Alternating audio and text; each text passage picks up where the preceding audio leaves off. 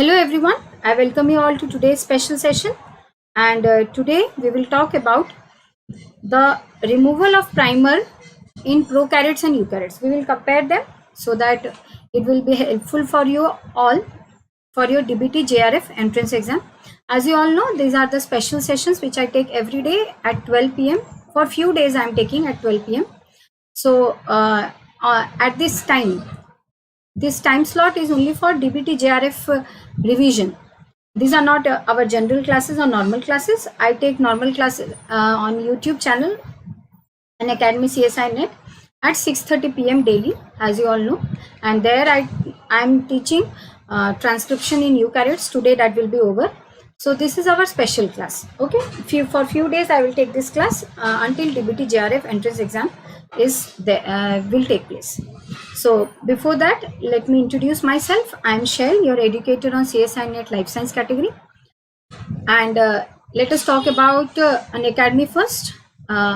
If you will buy subscription till 31st July, if you buy subscription, you will get for 6 months 1 month extra, and for 12 months 2 months extra.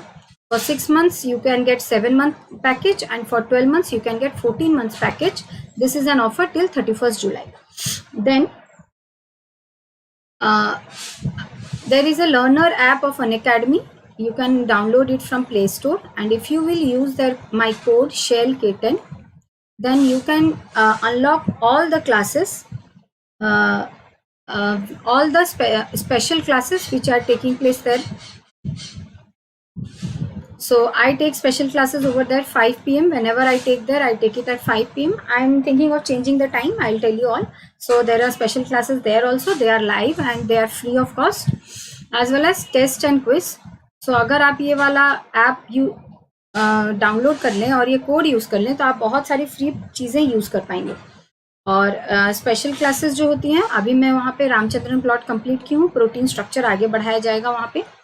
Then आप मुझे YouTube channel पे भी देख रहे हैं और app पे अगर आप देख रहे हैं, तो अगर आपको ये सब चीज़ें अच्छी लगती हैं तो फिर आप अपने आप को एग्ज़ाम के पहले अच्छे से प्रिपेयर करने के लिए स्ट्रक्चर्ड वे में सब्सक्रिप्शन ले सकते हैं. सब्सक्रिप्शन 2 तरह की है, plus and iconic. Prinsu, good afternoon बेटा. प्लस एंड आइकॉनिक, एंड दोनों में क्लासेस एक ही जैसी होती हैं. थोड़ा डिफरेंस है. क्या डिफरेंस है वो देख लेते हैं पहले.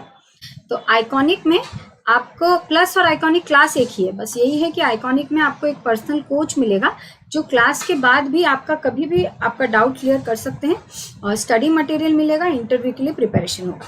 नहीं तो दोनों में क्लासेस एक ही जैसी होती हैं. इंडिया के बेस्ट एजुकेटर से आप पढ़ सकते हैं. दोनों में इंटरैक्टिव लाइव क्लासेस हैं. स्ट्रक्चर्ड वे में कोर्सेज कंप्लीट कराए जाएंगे. पीडीएफ फॉर्मेट में नोट्स दिए जाएंगे और लाइव टेस्ट और क्विज होंगे. एक्स्ट्रा और भी बहुत सारे टेस्ट और क्विज आप दे सकते हैं, जिससे आप ये जान सकते हैं कि आप कहाँ पे लाई करते हैं अपने प्रिपरेशन में, आपका प्रिपरेशन कैसे चल रहा है. देन अभी बहुत सारे बैचेस और कोर्सेज स्टार्ट हो रहे हैं, तो आप किसी में भी ज्वाइन हो सकते हैं. अभी बहुत सारे फायदे आपको मिल जाएंगे अगर आप 31 जुलाई से पहले सब्सक्रिप्शन ले लेते हैं तो. और ये इंडिया के बेस्ट एजुकेटर्स हैं जिनसे आपको पढ़ने को मिलेगा. देन यहाँ पे प्राइजेस की बात कर लेते हैं. तो आइकॉनिक के प्राइजेस हैं. 6 मंथ्स का है 18,000 टोटल, 3,000 पर मंथ. 12 मंथ्स का है 26,000 टोटल, 2,167 पर मंथ. और 24 मंथ्स का है 45,000 टोटल, 1,875 पर मंथ. और अगर आप मेरा कोड यूज़ करेंगे SHELL-K10, तो एक तो मैं आपके लिए क्लासेस लेके आ पाऊंगी प्लस के प्लेटफॉर्म पे भी, एंड उसके अलावा आपको 10% ऑफ मिलेगा चेकआउट के टाइम में. और आप EMI में भी पेमेंट कर सकते हैं जिसकी कोई एक्स्ट्रा कॉस्ट नहीं है. अभी प्लस के सारे प्राइजेस हैं. प्लस के प्राइजेस हैं 1 मंथ का है 2,900 टोटल, 3 मंथ्स का है 6,250 टोटल, 2,083 पर मंथ. 6 मंथ्स का है 11,250, 1,875 पर मंथ. 12 मंथ्स का है 13,750, 1,146 पर मंथ. और 24 मंथ्स का है 20,000 टोटल, 833 रुपीज़ पर मंथ. यहाँ भी अगर आप मेरा कोड यूज़ करेंगे SHELL-K10, तो आपको 10% ऑफ मिलेगा चेकआउट के टाइम में, और आप EMI में भी पेमेंट कर सकते हैं. प्लस मैं आपके लिए क्लासेस लेके आ सकती हूँ और एक प्लेटफॉर्म पे, क्योंकि अभी 2 प्लेटफॉर्म पे क्लासेस चल रही हैं, ऐप पे और यूट्यूब पे. अगर आप इस कोड से सब्सक्रिप्शन लेते हैं तो मैं आपके लिए प्लस पे भी क्लासेस लेके आ पाऊँगी. तो आज की क्लास शुरू करते हैं. आज की क्लास में हम कंपेयर करेंगे प्राइमर रिमूवल, क्योंकि हमने पिछले 3 दिनों से इनिशिएशन प्रोसेस को कंपेयर किया था। पहले हमने इनिशिएशन इन प्रोकैरियोट पूरा पढ़ा, फिर इनिशिएशन इन यूकैरियोट पढ़ा, फिर कल सबको कंपेयर करके पूरा ओवरऑल एक पिक्चर बनाया कि कैसे इनिशिएशन होता है प्रो और यू में। एक साथ पढ़ लेने से दोनों का ये वाला स्टेप क्या होगा, आपको याद रह जाएगा, कुछ मिस नहीं करेंगे आप। फिर आज ये प्राइमर रिमूवल होगा, कल हम टर्मिनेशन रिलेटेड बात करेंगे, और उसके बाद लिस्ट में आपको दे दूंगी एंजाइम्स का, सारे एंजाइम्स का लिस्ट दे दूंगी, जो जिसमें आपको पता चल जाएगा कि इनिशिएशन का कौन कौन से एंजाइम्स है दोनों में, प्रो और यू, इलोंगेशन के कौन से एंजाइम्स अगर हैं तो, टर्मिनेशन के कौन से एंजाइम्स है, प्राइमर रिमूवल के कौन से एंजाइम्स हैं। तो ये पूरा लिस्ट हम बात करेंगे परसों, ठीक है। तो चलिए शुरू करते हैं प्राइमर रिमूवल। प्राइमर क्यों ज़रूरत है ये तो आपको पता है। अगर समझ लीजिए ये हमारा डीएनए है, ये 5 प्राइम है, ये 3 प्राइम है, ये 3 प्राइम है, ये 5 प्राइम है, और यहाँ पे हाइड्रोजन बॉन्ड से ये दोनों बॉन्डेड हैं, ये दोनों स्ट्रैंड्स, ठीक है। अब लेट्स सपोज ये इस डायरेक्शन में खुल रहा है, अगर इस डायरेक्शन में खुल रहा है तो ये 5 है, ये 3 है, ये 5 है और ये 3 है।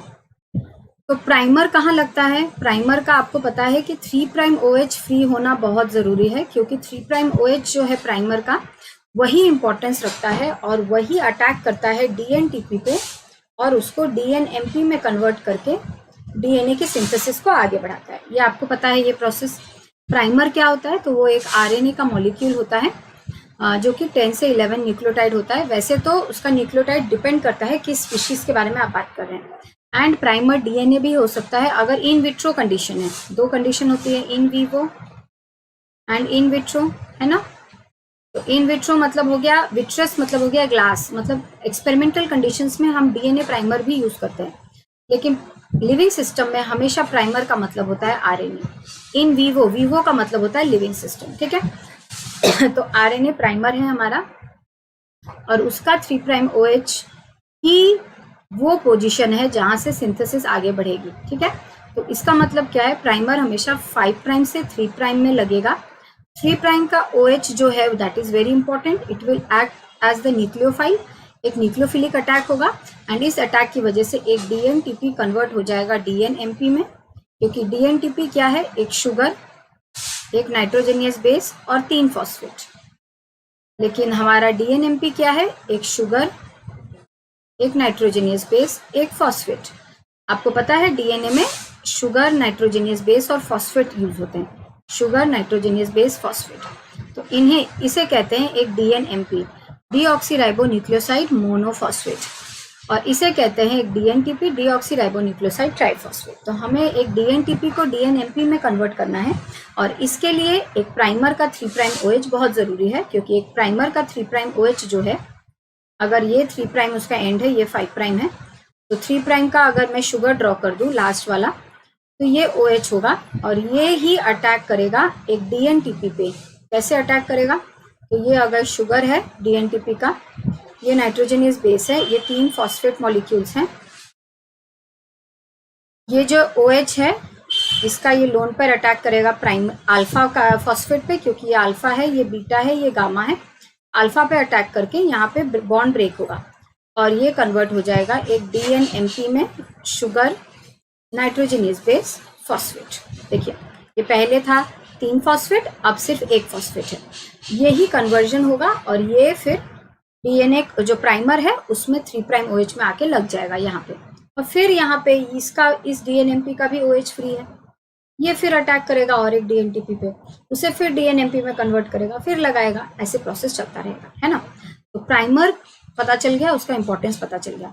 अब DNA का अगर समझ लीजिए, ये 2 हमारे पास टेम्पलेट स्ट्रैंड्स हैं, ये लेट्स सपोज 5 है, ये 3 है, ये 3 है, ये 5 है, और इसकी डायरेक्शन ऑफ ओपनिंग ये है, ठीक है। तो अब इसमें प्राइमर कहाँ कहाँ लगेगा वो चेक कर लेते हैं। यहाँ पे लगेगा, क्योंकि ये 3 है पेरेंटल का, तो ये 5 होगा प्राइमर का, ये 3 है ना, और इतना दूर एक बार में खुला है, तो यहाँ पे प्राइमर लगेगा इस स्ट्रैंड का, क्योंकि इस स्ट्रैंड का ये क्या कौन सा एंड है, 3, ये 5, तो ऑफकोर्स 5 और 3 यहाँ लगेगा। तो फिर ऐसे प्राइमर्स लगेंगे, और ये एक्सटेंशन होगा, ये 3 प्राइम का OH अटैक करेगा, लाएगा, एक्सटेंशन होगा। यहाँ पे हमारा डीएनए बन जाएगा, इतना दूर, इतना बन जाएगा। अब नेक्स्ट स्टेप में ये जो डीएनए है ये और खुल गया, है ना। प्राइमर पहला यहाँ था इस स्ट्रैंड का, वो और एक्सटेंड करेगा। इस स्ट्रैंड का प्राइमर पहला यहाँ था, इतना दूर डीएनए बना के उसकी मशीनरी गिर गई और वो वेट कर रही थी फिर डीएनए खुले। और पहली बार में इतना खुला, दूसरी बार में इतना खुला, तो फिर यहाँ पे दूसरा प्राइमर लगेगा और फिर सिंथेसिस होगा। फिर यहाँ तीसरा प्राइमर लगेगा, फिर सिंथेसिस होगा। ऐसे लास्ट में हमको एक स्ट्रक्चर मिलेगा 5 prime 3 prime 3 prime 5 prime primer total DNA, ठीक है। और यहाँ पे छोटे छोटे प्राइमर और छोटे छोटे डीएनए के मॉलिक्यूल्स हमें बहुत सारे दिखाई देंगे, ठीक है। इसे कहा जाएगा लीडिंग स्ट्रैंड, इसे कहा जाएगा लैगिंग स्ट्रैंड, इसे कहा जाएगा लीडिंग स्ट्रैंड टेम्पलेट, इसे कहा जाएगा लैगिंग स्ट्रैंड टेम्पलेट, और ये फ्रैगमेंट्स को कहा जाएगा ओकाजाकी फ्रैगमेंट्स। अब क्या प्रॉब्लम है, क्योंकि ये आरएनए है और डीएनए दोनों है, तो हम ऐसा सिस्टम में तो हो नहीं सकता, इसीलिए आरएनए मॉलिक्यूल को हटाना होगा। इसी मॉलिक्यूल को हटाने के लिए कहते हैं प्राइमर रिमूवल। तो ये आपको पता होता है, फिर भी मैंने थोड़ा बता दिया। अब देखते हैं प्राइमर रिमूवल कैसे होता है। देखिए यहाँ पे ये एक डीएनए पॉलीमरेज है, ठीक है। ये प्रोकैरियोट का डीएनए पॉलीमरेज है। कौन सा DNA polymerase? DNA polymerase 3। DNA polymerase 3 का पाम डोमेन होता है, एक थंब डोमेन होता है और फिंगर्स होते हैं। ऐसे 3 स्ट्रक्चर को हम इमेजिन करते हैं। तो देखिए यहाँ पे ये है हमारा फिंगर डोमेन, ये थंब डोमेन और ये पाम डोमेन। ये 3 स्ट्रक्चर्स हैं डीएनए पॉलीमरेज के। फिंगर और थंब का अपना अपना फंक्शन है, लेकिन जो पाम डोमेन है ये हमारा एक्टिव साइट है। यहीं पे ही पॉलीमराइजेशन होता है, मतलब यहीं पे ही आरएनए और डीएनए के दोनों स्ट्रैंड्स रहते हैं। देखिए यहाँ पे ये दोनों स्ट्रैंड है, ये एक स्ट्रैंड है, प्राइमर है, इलॉन्गेशन हो रहा है। तो यहीं पे ही डीएनए के दोनों स्ट्रैंड्स रहते हैं और वो अलग होते हैं एक दूसरे से, और वहाँ पे सिंथेसिस होती है। तो ये काम एक्टिव डोमेन में होता है, यानी पाम डोमेन में होता है, यानी एक्टिव साइट में होता है। और इस काम में तुषार, गुड आफ्टरनून बेटा, और इस काम में फिंगर और थंब हेल्प करते हैं, ठीक है। अब आगे देखते हैं। जो डीएनए पॉलीमरेज 3 है उसकी क्वालिटीज आपको मैंने कल भी बताई थी। उसका क्या है? पॉलीमराइजेशन एक्टिविटी है। पॉलीमराइजेशन एक्टिविटी कहाँ से कहाँ है? 5 प्राइम से 3 प्राइम। यहाँ पे देखिए ये प्राइमर का 5 प्राइम है और ये 3 प्राइम है। तो ये 3 प्राइम को एक्सटेंशन कर रहा है डीएनए पॉलीमरेज। तो किस डायरेक्शन में सिंथेसिस हो रही है? 5 प्राइम से 3 प्राइम ना। यहाँ पे देखिए, यहाँ भी ये 5 है, ये 3 है। मैं इनलार्ज करके दिखा देती हूँ। ये 5 है प्राइमर का, ये 3 है, 3 प्राइम एंड एक्सटेंड हो रहा है। वैसे ही यहाँ पे ये प्राइमर है, ये 5 है, ये 3 है, 3 प्राइम एक्सटेंड हो रहा है। तो पॉलीमराइजेशन किस डायरेक्शन में हो रही है? 5 प्राइम से 3 प्राइम में, ठीक है। तो पॉलीमराइजेशन एक्टिविटी जो डीएनए पॉलीमरेज 3 की है, that is 5 prime to 3 prime. दूसरी क्या है? It has a proof reading activity, ये कल मैंने बताया था, which is in 3 prime to 5 prime direction. तो देखिए यहाँ पे अगर कोई, इसी को एक्सोन्यूक्लियस एक्टिविटी भी कहते हैं, अगर कोई बेस पेयर गलत आ जाता है तो वो डीएनए पॉलीमरेज 3 ही उसे ठीक कर देता है। कैसे? यहाँ पे देखिए 5 प्राइम से 3 प्राइम में सिंथेसिस हो रहा है। लेट्स सपोज इस पोजीशन में एक गलत न्यूक्लियोटाइड आ गया है। तो ये वाला पोजीशन क्या है? 3 प्राइम, ये वाला है 5 प्राइम। तो यहाँ जैसे लेट्स सपोज यहाँ आ गया है, तो यहाँ पे अगर गलत न्यूक्लियोटाइड आया है तो डीएनए पॉलीमरेज अब इसको क्रॉस करके नहीं जाएगा, वो पीछे जाएगा और गलती को ठीक करेगा। तो पीछे जाने के लिए कौन से डायरेक्शन में जाएगा? 3 से 5 में जाएगा पीछे जाने से, इसलिए बोलते हैं 3 प्राइम से 5 प्राइम एक्सोन्यूक्लियस एक्टिविटी या प्रूफ रीडिंग एक्टिविटी। तो वो एक्सोन्यूक्लियस एक्टिविटी का मतलब होता है गलत न्यूक्लियोटाइड जो है उसे काट के हटाएगा। एक्सोन्यूक्लियस तब कहते हैं जब डीएनए के एंड्स में कट करते हैं, ठीक है। तो अगर कुछ गलत हो जाता है तो उसे डीएनए पॉलीमरेज 3 ही ठीक करता है। लेकिन जो प्राइमर रिमूवल होता है उसके लिए डीएनए पॉलीमरेज 1 यूज होता है, क्योंकि डीएनए पॉलीमरेज 1 के पास बहुत सारी ऐसी चीजें हैं जो कि 3 के पास नहीं है। क्या क्या? डीएनए पॉलीमरेज 1 के पास में पॉलीमराइजेशन एक्टिविटी भी है 5 प्राइम से 3 प्राइम, प्रूफ रीडिंग भी है 3 प्राइम से 5 प्राइम, इसके पास एक एक्स्ट्रा एक्टिविटी है, एक्सोन्यूक्लियस एक्टिविटी 5 प्राइम से 3 प्राइम। तो 5 प्राइम से 3 प्राइम में भी ये एक्सोन्यूक्लियस कर सकता है, लेकिन डीएनए पॉलीमरेज 3 किस डायरेक्शन में कर पा रहा था? सिर्फ 3 प्राइम से 5 प्राइम में। मतलब यहाँ देखिए, सिर्फ इस डायरेक्शन में वो पीछे जा पा रहा था, लेकिन 1 जो है वो 5 प्राइम से 3 प्राइम में भी काम कर सकता है। मतलब 5 प्राइम से 3 प्राइम के डायरेक्शन में भी वो कट कर सकता है डीएनए में। इसके लिए डीएनए पॉलीमरेज 1 को यूज किया जाता है फॉर प्राइमर रिमूवल। इस क्वालिटी की वजह से, इस एक क्वालिटी की वजह से उसे यूज किया जाता है, और इस क्वालिटी की वजह से ये एंजाइम को क्लीनआउट एंजाइम भी कहते हैं। और ये वाला फ्रैगमेंट जो होता है डीएनए पॉलीमरेज 1 का, इसको क्लीनआउट फ्रैगमेंट कहते हैं। ठीक है, तो प्रोकैरियोट्स में कौन यूज होता है प्राइमर रिमूवल के लिए? DNA polymerase 1। ठीक है, अब उसको एक बार देखते हैं कैसे होता है। देखिए यहाँ पे 2 तरीके से यहाँ पे दिखाया गया है primer removal in case of prokaryotes. एक तो है the system of RNase H. 2 तरीका है। फर्स्ट, प्राइमर रिमूवल का प्रोकैरियोट्स में RNase H plus DNA polymerase 1, और सेकेंड है ओनली डीएनए पॉलीमरेज 1। तो ये पहला है RNase H and DNA polymerase 1 का सिस्टम। यहाँ पे सिर्फ डीएनए पॉलीमरेज 1 है। ठीक है, तो RNase H and DNA polymerase 1 कैसे काम करता है? देखिए यहाँ पे ये प्राइमर है, ये डीएनए है, ये डीएनए है। ठीक है, अब आरएनएज 1 एच क्या करेगा? आरएनएज एच क्या है? एक ऐसा एंजाइम है जो कि आरएनए को ब्रेक करता है।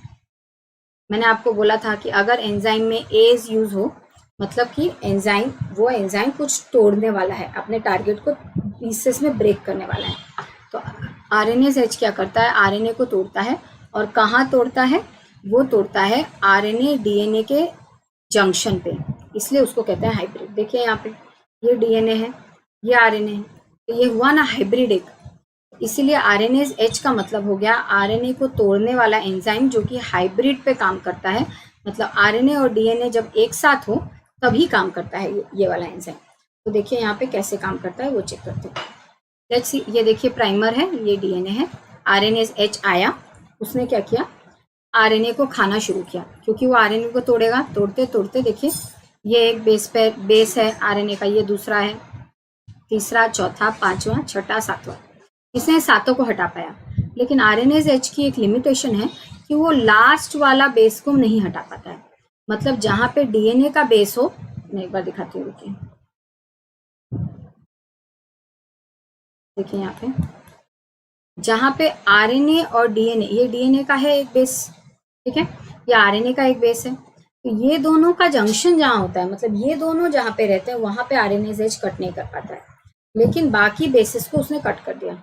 ठीक है, तो उसने कट करके प्राइमर रिमूवल कर दिया, लेकिन कंप्लीट प्राइमर नहीं रिमूव हुआ है। विशाल, गुड आफ्टरनून बेटा।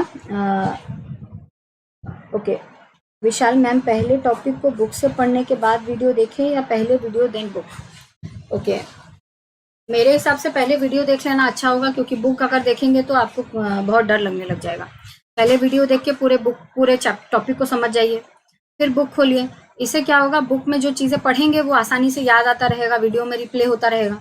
और अगर बुक में कुछ एक्स्ट्रा मिल गया, उसको अंडरलाइन कर लीजिए या उसको लिख लीजिए फिर से, जो आपको वीडियो में नहीं मिला होगा। तो वीडियो में सारे इंपॉर्टेंट चीज़ें कवर ही हो जाएंगी। तो फिर पढ़ के आप बस एक्स्ट्रा अपना नॉलेज एक्यूमुलेट कर रहे हैं। ठीक है, ठीक है। अच्छा विशाल, आप बायोलॉजी पाठशाला से? ओके, ठीक है, समझ में आया आप लोगों को? तो देखिए यहाँ पे ये लास्ट वाला आरएनए का जो राइबोन्यूक्लियोटाइड है वो ब्रेक नहीं कर पाया, लेकिन उसने आरएनए को तो हटा दिया पूरा कंप्लीटली। अब क्या होगा? अब इसके बाद 2 काम रह गए, 3 काम है एक्चुअली। ये गैप को फिलअप करना, ठीक है, पहला काम। दूसरा काम इसको हटाना, और तीसरा काम जी गैप को फिलअप करेंगे डीएनए मॉलिक्यूल से, ये तो पता है आप लोगों को। तो उस नए डीएनए को पुराने वाले डीएनए से जोड़ना। 3 काम है। सबसे पहला क्या क्या, आपको पहले ये गैप को फिलअप करना है हमारे सेल को डीएनए से। उससे पहले तो ये रिमूव करना पड़ेगा, ये आरएनए मॉलिक्यूल रिमूव करो, गैप को फिलअप करो, और जो नया डीएनए बनेगा उसको पुराने डीएनए से जोड़ो। तो ये 3 काम बाकी है। एक ही काम आरएनएज एच ने किया, क्या? आरएनए को हटा दिया, वो भी कंप्लीटली नहीं हटाया। अब आएगा रेस्क्यू के लिए कौन? DNA polymerase 1। अब आएगा डीएनए पॉलीमरेज 1। तो यहाँ पे ये जो सिस्टम है that is RNase H plus DNA polymerase 1 वाला सिस्टम यहाँ पे हम देख रहे हैं। तो DNA पॉलीमरेज 1 जब आएगा वो क्या करेगा वो चेक करते हैं, ठीक है। ये वाले को मैं यहाँ ड्रॉ करती हूँ, देखिए ये, एक सेकेंड। तो दो तरह से प्राइमर रिमूवल है ना, ये पहला वाला सिस्टम मेथड में दिखा रही हूँ प्रोकैरियोट्स के केस में, RNase H plus DNA polymerase 1। RNase H बस ये RNA मॉलिक्यूल हटाएगा, वो भी नहीं पूरा तरह से, उसका भी लास्ट वाला बेस रह जाएगा और गैप क्रिएट करके चला जाएगा।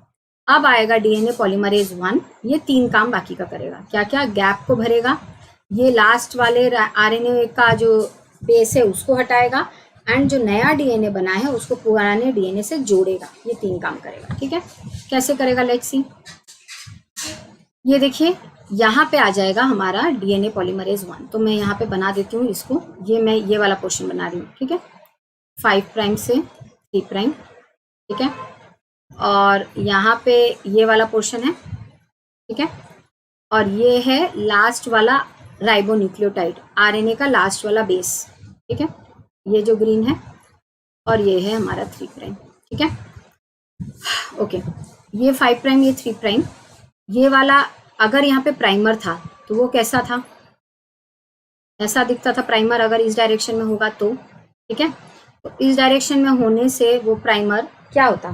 वो प्राइमर इस तरह से होता ना, यहाँ पे DNA होता 5 प्राइम से 3 प्राइम, ये वाला, यहाँ पे फिर एक प्राइमर आके लगता, क्या होता वो? 5 प्राइम से 3 प्राइम, और फिर इस प्राइमर को एक्सटेंड करके ये वाला DNA बनता, जिसका फिर डायरेक्शन होता 5 प्राइम से 3 प्राइम। आई होप समझ में आ रहा है।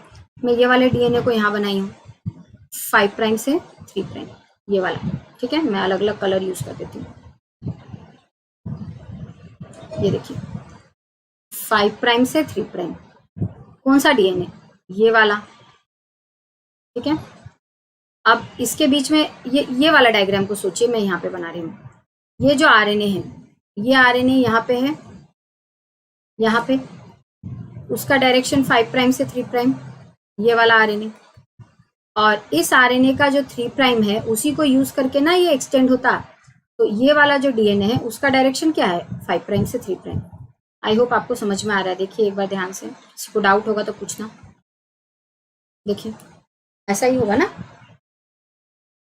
पहले DNA फिर RNA फिर DNA। तो पहले DNA का डायरेक्शन है 5 प्राइम से 3 प्राइम, फिर RNA का डायरेक्शन है 5 प्राइम से 3 प्राइम, फिर नए DNA का डायरेक्शन है 5 प्राइम से 3 प्राइम।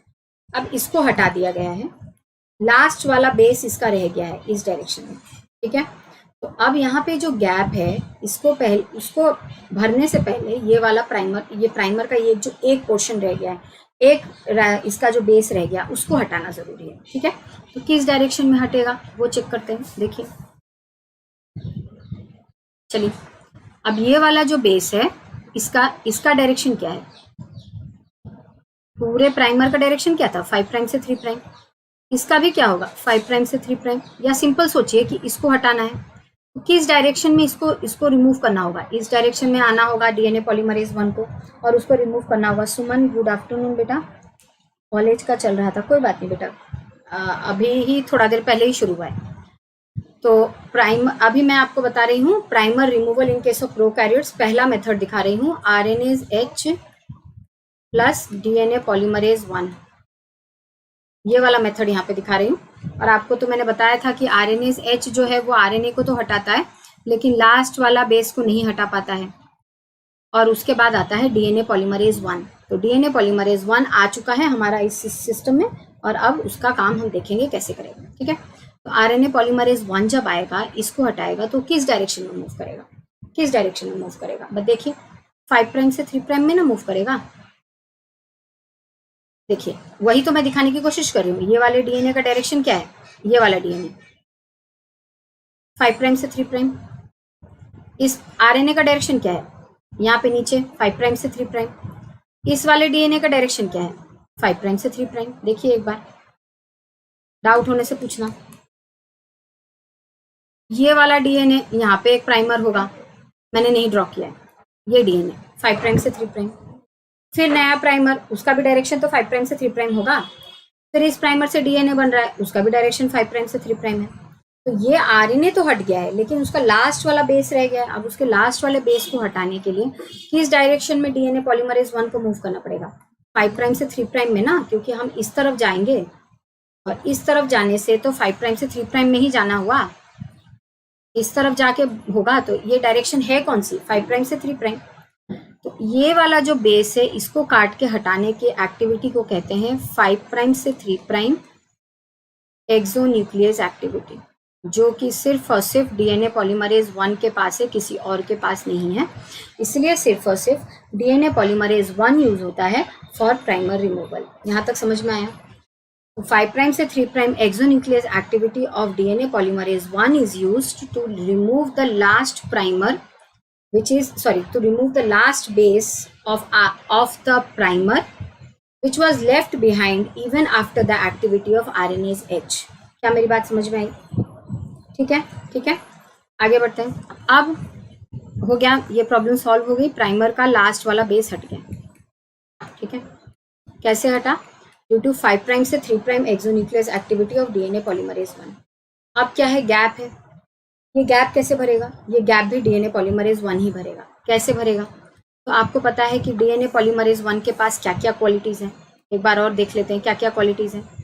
तो डीएनए पॉलीमरेज 1 के पास है polymerization activity, proof reading activity and exonuclease activity. DNA polymerase 1 polymerization activity in 5 primes to 3 prime direction, proofreading or exonuclease activity in 3 prime to 5 prime direction, and exonuclease, simple exonuclease, उसको proofreading नहीं बोलते हैं, exonuclease activity in 5 prime to 3 prime direction। ये वाला हमने अभी use किया, हमारे सेल ने ये वाला यूज किया to remove the last base, to remove the last base of primer, है ना। अब गैप को फिल करने के लिए ये वाला यूज करेंगे। ठीक है, क्योंकि इसी डायरेक्शन में गैप को भी फिल करना है, इसी डायरेक्शन में भी गैप को फिल करना है। तो ये गैप किस डायरेक्शन में फिल होगा? इसी डायरेक्शन में। तो ये डायरेक्शन है कौन सी हमारी? 5 प्राइम से 3 प्राइम। तो यहाँ पे प्राइमर डीएनए पॉलीमरेज 1 की 5 प्राइम से 3 प्राइम पॉलीमराइजेशन एक्टिविटी यूज हुई है। कहाँ पे? यहाँ पे इसको फिलअप करने के लिए इस डायरेक्शन में डीएनए सिंथेसिस हुआ है, जिस डायरेक्शन में पेज जा रहा है उस डायरेक्शन में डीएनए सिंथेसिस हुई है, which is 5 prime to 3 prime. ठीक है, आ गया समझ में? तो इसी डायरेक्शन में सिंथेसिस होगी और ये गैप भरा जाएगा। तो देखिए सिंथेसिस हुई, गैप भर गया। ठीक है, लेकिन ये गैप तो भर गया। अब नई लास्ट प्रॉब्लम क्या है कि ये जो डीएनए है ये पुराने वाले डीएनए से कंप्लीटली अटैच नहीं हुआ है। There is a nick in between them. There is a nick in between them. क्या है वो निक? यहाँ पे देखते हैं। गैप क्या होता है? गैप होता है ये डीएनए बीच में गैप। लेकिन निक क्या होता है? निक होता है ये वाला पुराना डीएनए, ये वाला नया डीएनए, दोनों के फॉस्फोडाइस्टर बैक बॉन्ड में, दोनों के फॉस्फोडाइस्टर बॉन्ड में जो गैप आएगा उसे बोला जाएगा निक।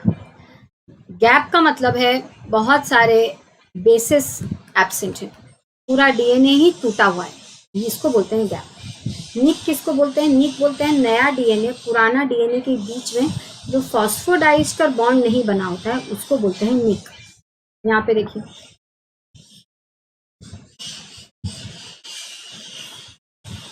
ये देखिए, this is nick and this is gap. Okay, तो अब निक को भरने के लिए फिर से डीएनए पॉलीमरेज निक को भरने के लिए और एक एंजाइम आएगा विच इज डीएनए लाइगेज। ठीक है, तो सबसे पहले कौन आया? RNase H. उसने क्या किया? आरएनए को हटाया, लेकिन उसका लास्ट वाला बेस रह गया। अब क्या होगा? डीएनए पॉलीमरेज 1 आएगा, ये क्या करेगा? ये लास्ट बेस को हटाएगा पहले, उसके बाद क्या करेगा? इस गैप को फिलअप करेगा। ठीक है, अब क्या होगा? एक निक आएगा और ये निक को फिलअप करने के लिए हमें और एक एंजाइम की जरूरत पड़ेगी, डीएनए लाइगेज। तो इस सिस्टम में हमें किसकी जरूरत पड़ी? RNase H, 5 prime exonuclease activity of DNA polymerase 1, then DNA ligase. तो 3 एंजाइम्स की अगर जरूरत पड़ रही है किसी एक स्टेप में, तो वो है हमारा removal of primer using RNase-H in case of prokaryotes. ये प्रोकैरियोट्स में रिमूवल ऑफ प्राइमर का पहला मेथड है। दूसरा मेथड हम थोड़ी देर में देखेंगे जिसमें RNase-H यूज नहीं होगा, जिसमें सिर्फ 5 prime exonuclease activity of DNA polymerase 1 use होगा, then polymerization activity of DNA polymerase 1 use होगा एंड DNA लाइगेज यूज होगा। 3 चीजें खाली वहां पे यूज होंगी। यहाँ पे कितनी चीजें यूज हुई? 4। RNase-H, 5 prime to 3 prime exonuclease activity of DNA polymerase 1, 5 prime to 3 prime polymerization activity of DNA polymerase 1 and DNA ligase. तो ये चीजें यहाँ पे यूज हुई, पहला मेथड। दूसरा मेथड जो है उसमें सिर्फ और सिर्फ DNA पॉलीमरेज 1 का 2 प्रॉपर्टीज और DNA लाइगेज यूज होगा, RNase-H नहीं यूज होगा। ठीक है, चलिए अब लाइगेज क्या करता है वो चेक करते हैं, और ये निक क्या है वो मैं बनाती हूँ। ठीक है, तो ये समझ लीजिए हमारा 5 प्राइम एंड है, ये DNA है पुराना वाला, ये नया वाला DNA है, यहाँ पे 3 प्राइम एंड है। ठीक है, अगर ये 5 है तो ये 3 होगा, ये 3 है तो ये वाला 5 होगा, ये एंड, ये एंड। इन दोनों के बीच में फॉस्फोडाइस्टर बॉन्ड नहीं बना है। कैसा वाला कैसा दिखता है ये चीज देखते हैं। इसका 5 प्राइम एंड जो है वो मैं बनाती हूँ। ठीक है,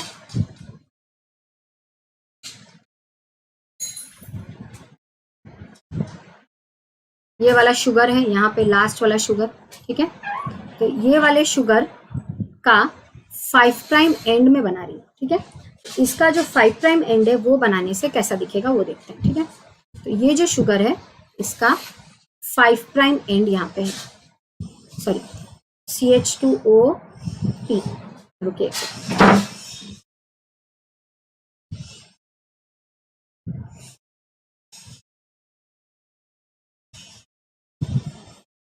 CH2OP, इसका 5 प्राइम एंड। ठीक है, और ये 3 प्राइम एंड को मैं यहाँ पे बना रही हूँ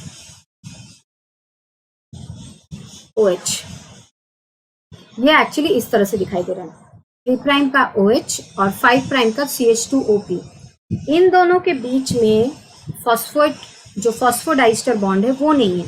ये CH2OP को अगर पूरा इलाबोरेट तरह से ड्रॉ करेंगे तो कैसा दिखेगा, देखिए CH2OP डबल बॉन्ड OH। तो ये